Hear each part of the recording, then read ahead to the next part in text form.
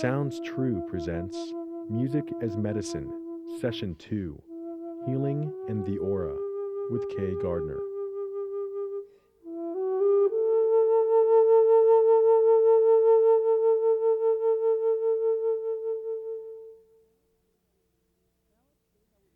Now let's see how we can use some of these attributes and vowels and sounds and colors and scents in our own healing.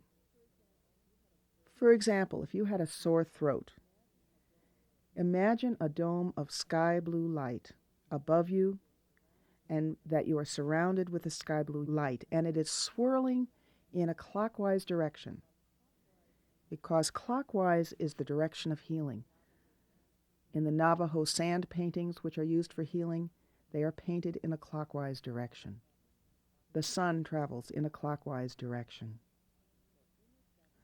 So image that clockwise direction of swirling sky blue light with a little hint of the orange peach color that gives it the balance, the opposite.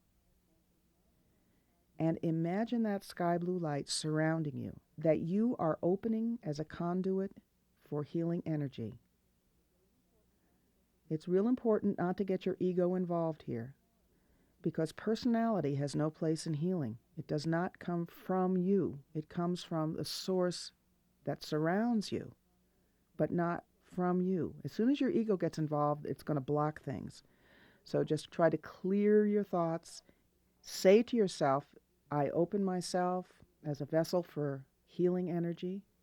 And if you're working on your throat, you want the color sky blue, the sky blue swirling around with a little touch of the peach and orange.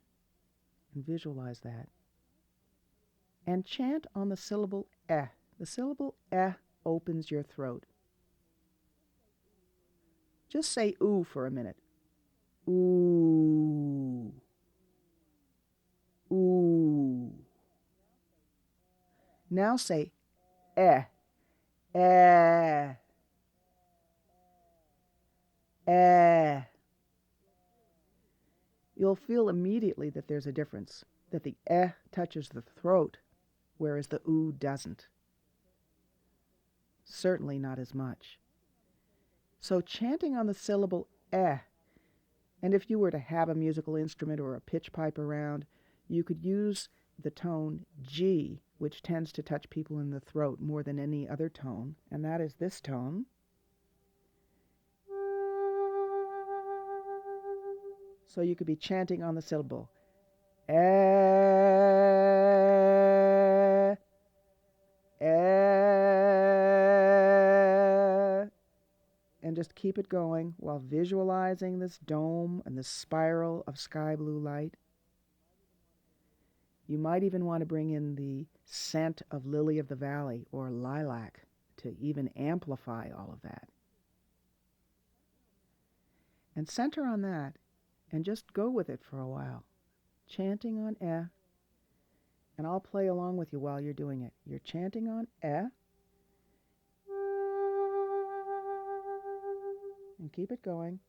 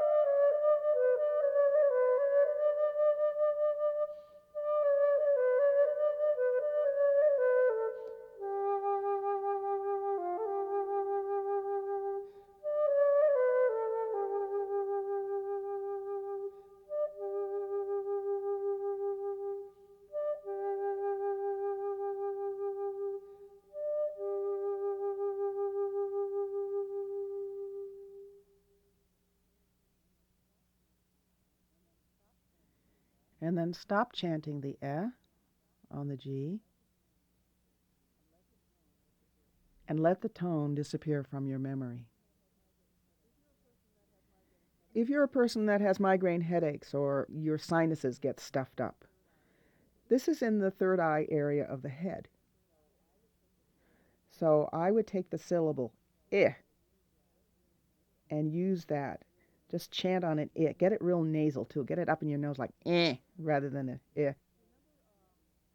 Remember a few years back on TV, they had a show called The Odd Couple, and one of the characters was Felix Unger, and he always had this sinus problem, and he was constantly making the sound eh. He was going eh to clear his sinuses. Well, it was a comedic device, but it's very true.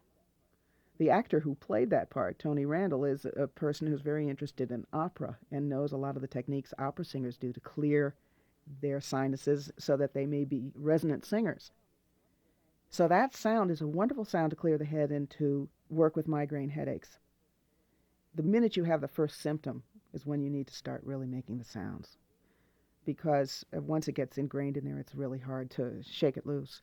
But the I sound, the IH sound, or the E sound, which touches the very top of the head, these are both sounds, as nasal as you can get them, that will help clear the area and break down the blockage.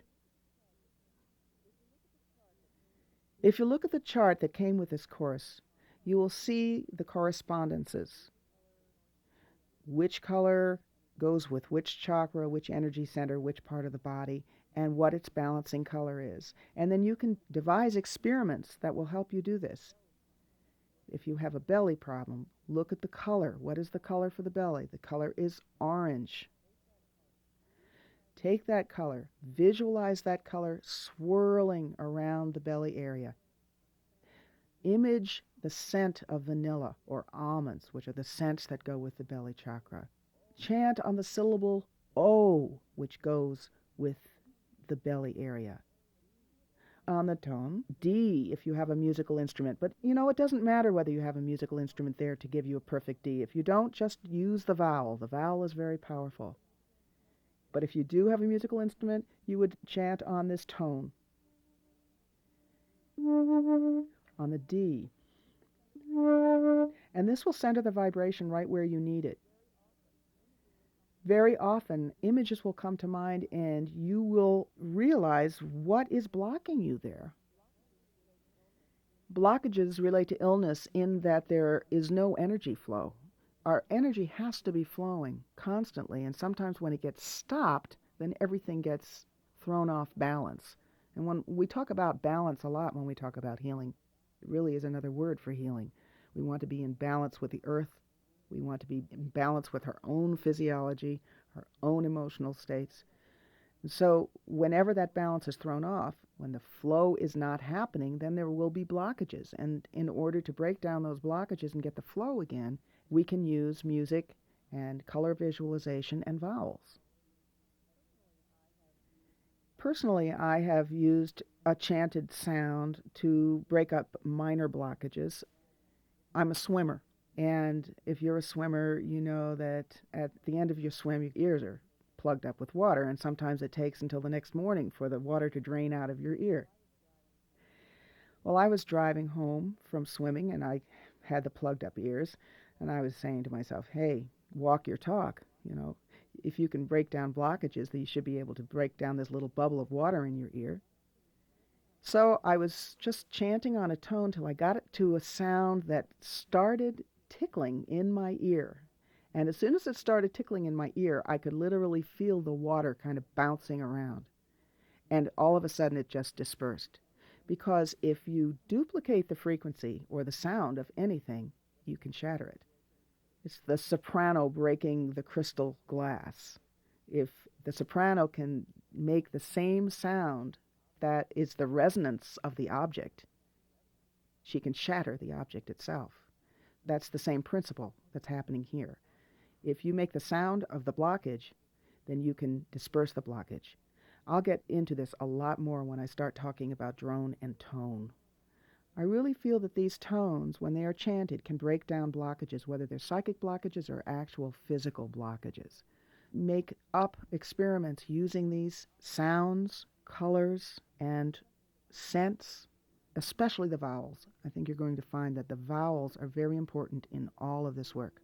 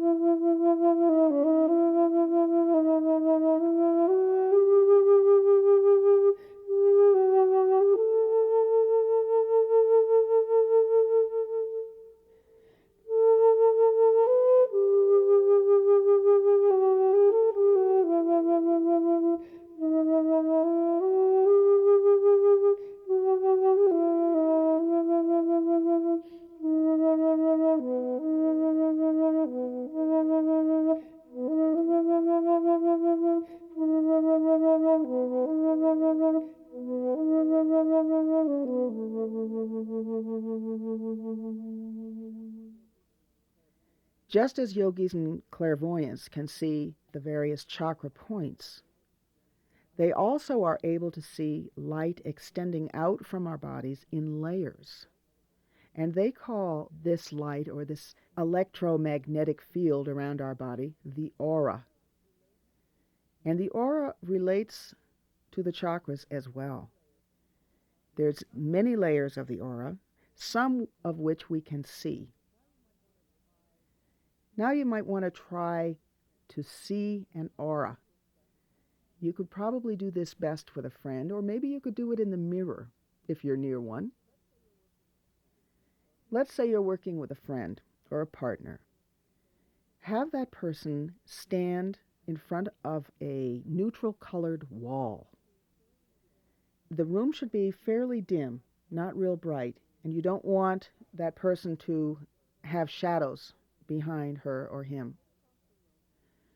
Sit across the room from that person, or yourself again if you're doing it in a mirror, and look at a point about a foot above that person's head, so that you are focusing on the point above the head and not on the person herself or himself. And taking in through your peripheral vision what is surrounding that person. You are focused on a point above that person's head.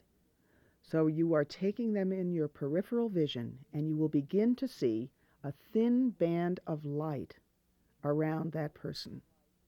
And that thin band of light probably extends 2 to 6 inches around that person. And for those of you who perceive it in color, some who don't will see it as just kind of a clear light. And those who are color sensitive may see it as a pistachio green light. That body, or layer of the aura, is called the etheric double. And a lot of healers who see auras will be able to see dis-ease in that layer. Some will describe it as, oh, you've got a hole in your aura. Well, what does this mean? Well, this means that if there is no light in that area, then there is something in the physical body going on. So you can kind of think again, as we did with the chakras, that there's a kind of a funnel from that hole in the aura that goes into the physical body at a certain point. In the next section of this course, we'll be looking into the curative power of the voice. In other words, the voice as a curative instrument. And there is a way to deal with the holes in the aura through sound. Then, projecting about 12 to 18 inches out beyond that layer is another layer that is perceivable by human beings at this point in our evolution, and that is called either the emotional body or the astral body. And in this body, one can see thought forms and one can see color. And these colors will correspond with those I've talked about earlier in the chakra system. For example, if I am looking at a person across the room and I'm looking at their aura, and their aura is really quite blue, that person most likely is in the field of communications. Ministers often exude a kind of violet color. I'm told that when I'm teaching, my aura is a gold or a yellow, but when I'm performing, it's a green color. Now take it back and look at the attributes of these colors. which you'll also be able to see on the chart. So violet has to do with bliss, universal consciousness, oneness with all that is, and you see a violet around a person, well, that's where they are. That's where they are at that time. When I'm exuding the gold or yellow in my teaching mode, then that is the wisdom, the color of wisdom. I hope I'm being wise. When I'm performing and the green is around me, my field is healing music. So this is the color that comes out when I'm doing healing work.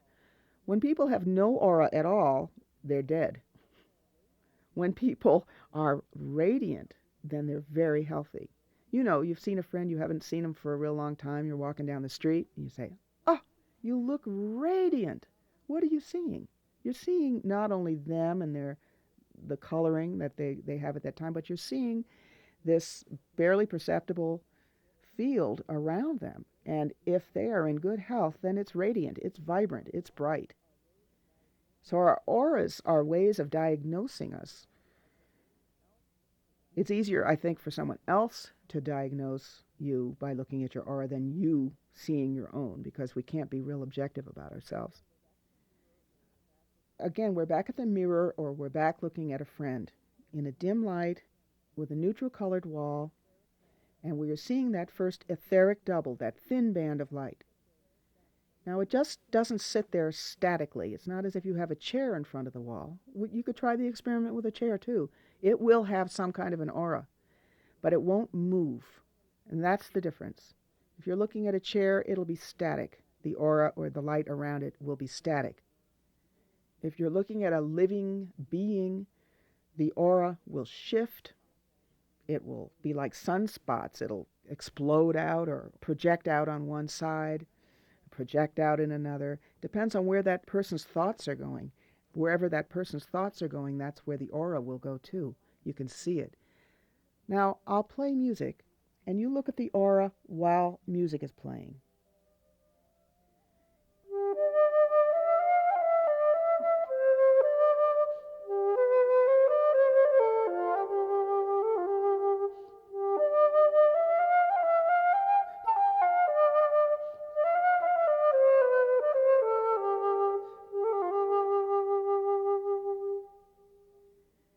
When the music is playing, what's happening to the aura?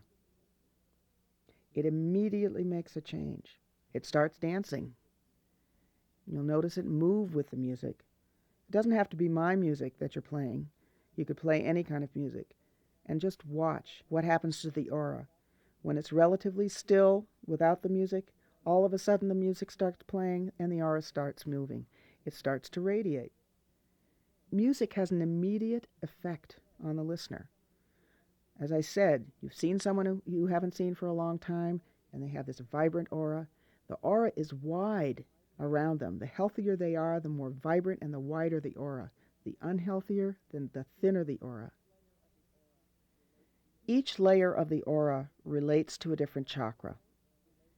The etheric double relates to the physical body, the root chakra. The emotional body, or the astral body, relates to the belly chakra, the center of the emotions. There are 2 layers of the aura that are related to our mental chakras. The intuitive, which is the solar plexus, and the intellect, which is the heart chakra. These are mental chakras, and there are layers in the aura that are related to those. And then 3 layers of the aura. These are layers that we can't see. We really can only see, as humans, the etheric double and the emotional body. Perhaps very, very advanced clairvoyants and yogis can see the mental bodies, but the ones that are most easily perceived are the etheric double and the emotional body, or the astral body. The 3 spiritual bodies are the ones that are related to the throat, the third eye, and the crown centers. So we really do extend out to infinity, because each layer of our aura is wider than the one that preceded it. In other words, you saw the etheric double, and I'm sure most of you have been able to see it.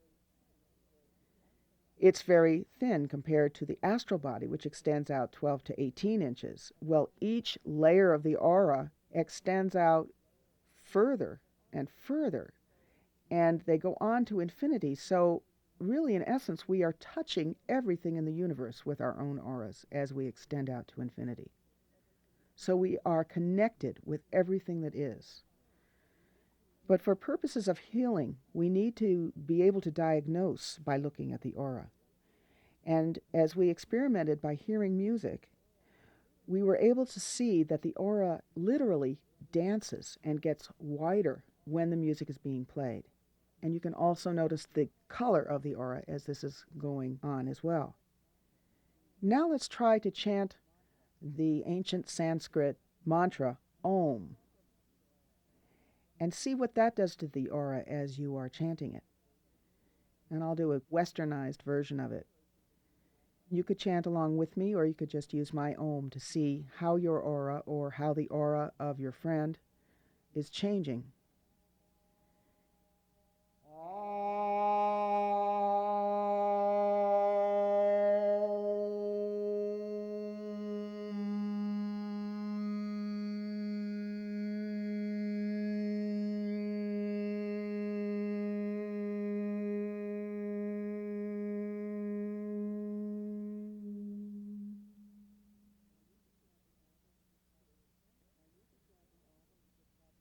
Now you could chant the Om, or you could have your friend chant the Om as well. What does it do to the aura? Is it the same as when the music was playing? I think you'll notice that there is a difference.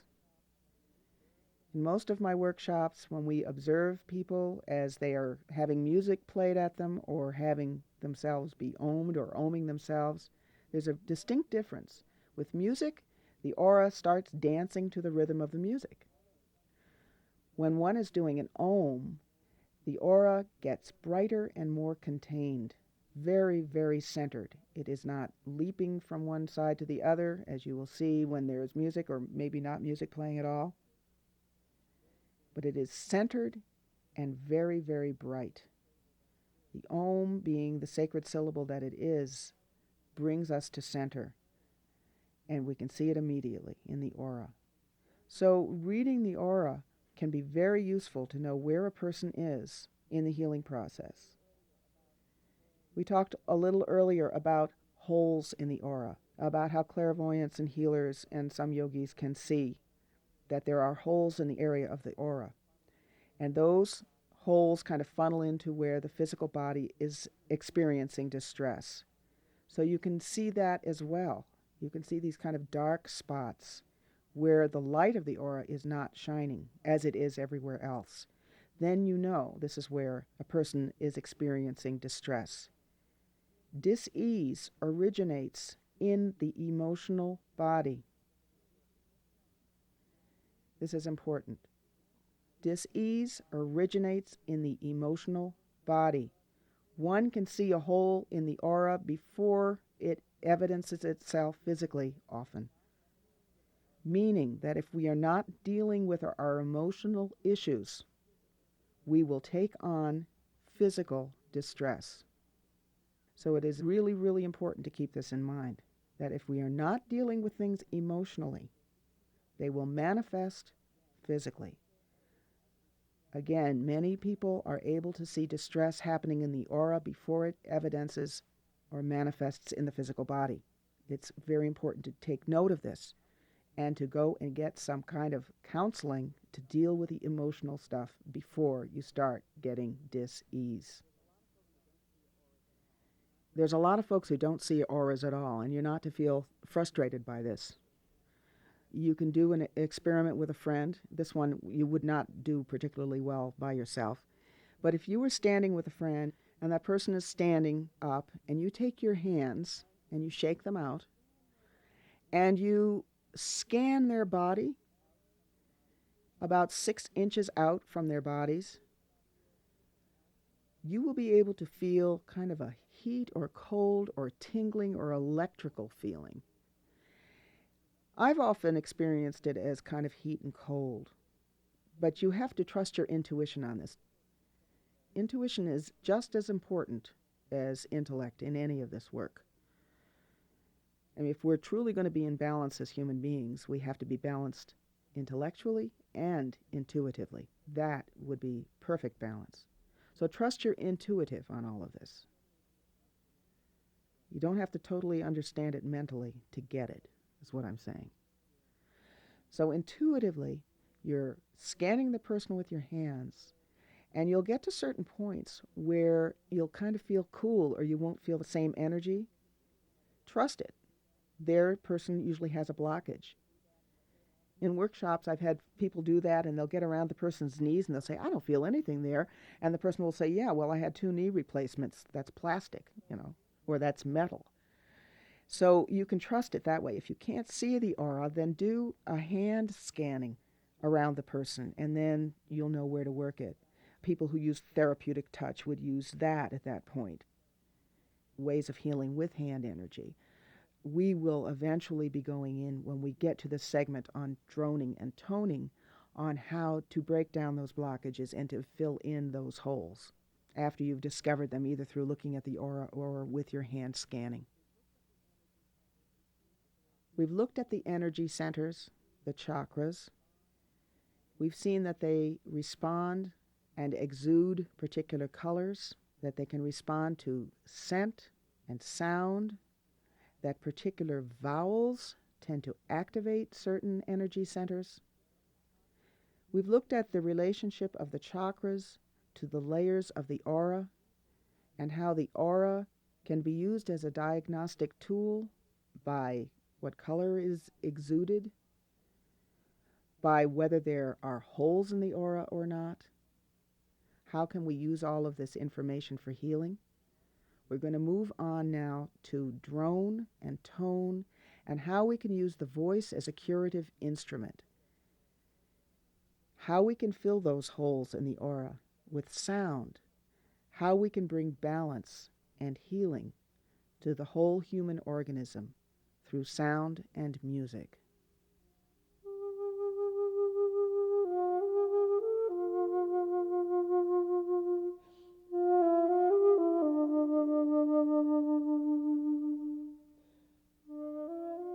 This concludes Session 2. Our program continues with Session 3.